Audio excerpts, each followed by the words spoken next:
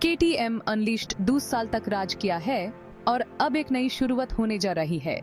India तैयार हो जाओ, KTM ने धमाका कर दिया है। 2 नई बाइक्स। हाँ, आपने सही सुना, 2।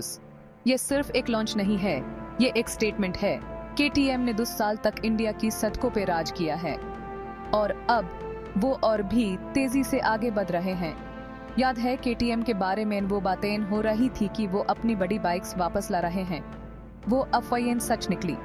ये ऑस्ट्रियन कंपनी ऑरेंज रंग की ऐसी लहर लाने वाली है जो इंडिया में परफॉर्मेंस बाइकिंग की नई परिभाषा लिखेगी। चाहे वो ब्रूटल 1390 सुपर ड्यूक आर एवो हो या ऑफ रोड बाइक्स, KTM के पास सबके लिए कुछ न कुछ है। अपने हेलमेट संभल के रखना, क्योंकि अब गेम बदलने वाला है। ये सिर्फ नई बाइक्स की बात नहीं है, ये एक नए युग की शुरुआत है। KTM बदला लेने के लिए वापस आया है और इस बार वो कोई कसर नहीं छोड़ेंगे। The Beast Awakens 1390 Super Duke R Evo।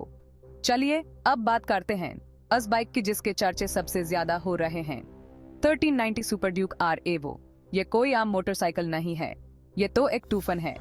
180 horse power, 140 नम का तोड़के। सुन के ही पसीना आ गया ना। सुपर ड्यूक वापस आ चुकी है और इस बार ये पहले से भी ज्यादा पावरफुल है।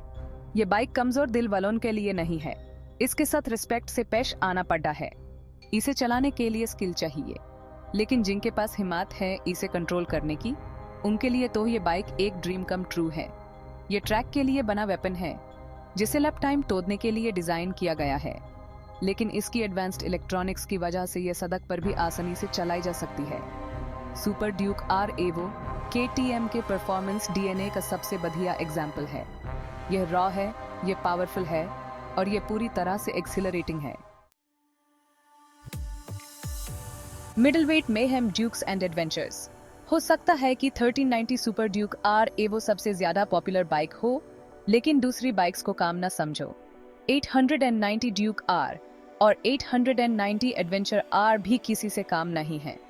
परफॉर्मेंस के मामले में ये दोनों बाइक्स किसी से काम नहीं है। 890 ड्यूक R तो ऐसी है जैसे 2 पहियों वाली चक्कू, एजिल, प्रिसाइज और चलान में बहुत ज्यादा फन। दूसरी तरफ 890 एडवेंचर R उनके लिए परफेक्ट है जो कुछ नया और अलग ट्राई करना चाहते हैं। यह दोनों बाइक्स परफॉर्मेंस और अफोर्डेबिलिटी का परफेक्ट मिक्स हैं। ये बाइक्स अन राइडर्स के लिए परफेक्ट हैं जो KTM की पावर का अनुभव करना चाहते हैं लेकिन ज़्यादा पैसे खर्च नहीं करना चाहते। KTM ने इन दोनों बाइक्स के साथ कमाल कर दिया है। सेक्शन 4। Where's the 990? अब AP सोच रहे होंगे कि 990 ड्यूक R का क्या हुआ? सही सवाल है।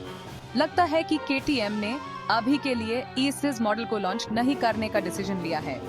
हो सकता है कि वो इसे बाद में लॉन्च करें, या हो सकता है कि वो 890 और 1390 प्लेटफॉर्म्स पर फोकस कर रहे। हॉनरेबल वजह चाहे जो भी हो, 990 ड्यूक R का न होना कुछ फैंस को जरूर निश्चित रूप से निराश करेगा। लेकिन चलिए, इतनी सारी बाइक्स के साथ शिकायत करना भी तो मुश्किल है। KTM ने हुमेन बहुत कुछ दिया है जिसके लिए हम एक्साइटेड हो सकते हैं। अभी ही तो वक्त ही बताएगा कि 990 ड्यूक R इंडिया में कभी लॉन्च होगी या नहीं। तब तक ह्यूमन इन सब बाइक्स के साथ ही काम चलाना पड़ेगा। और सच कहूँ तो ये कोई बहुत बड़ी प्रॉब्लम नहीं है।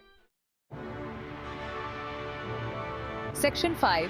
Of road fury from beginners to pros. KTM सिर्फ सड़क पर चलने वाली बाइक्स ही नहीं बनाता, वो ऑफ रोड बाइक्स के बारे में भी बहुत कुछ जानते हैं और वो अपना ये एक्सपीरियंस इंडिया में लेकर आए हैं कुछ ऐसी डेड बाइक्स के साथ जो आपके दिल की धड़कन को तेज कर देगी। यंग एड्रेनलिन जंकीज के लिए 50 से 65 सीसी की मिनी बाइक्स से लेकर 250 से 450 सीसी की मोटोक्रॉस बाइक्स तक, KTM के पास हर ऑफ रोड इंथ्यूजियस्ट के लिए कुछ न कुछ है। ये बाइक्स किसी भी मुश्किल से मुश्किल टेरेन को हैंडल कर सकती हैं। KTM की ऑफ रोड बाइक्स की बात ही कुछ और है। ये बाइक्स रेसिंग के लिए बनी है, ये बाइक्स जीतने के लिए बनी है और अब इंडियन राइडर्स KTM की ऑफ रोड बाइक्स की पावर का अनुभव कर सकते हैं। Get ready to get dirty.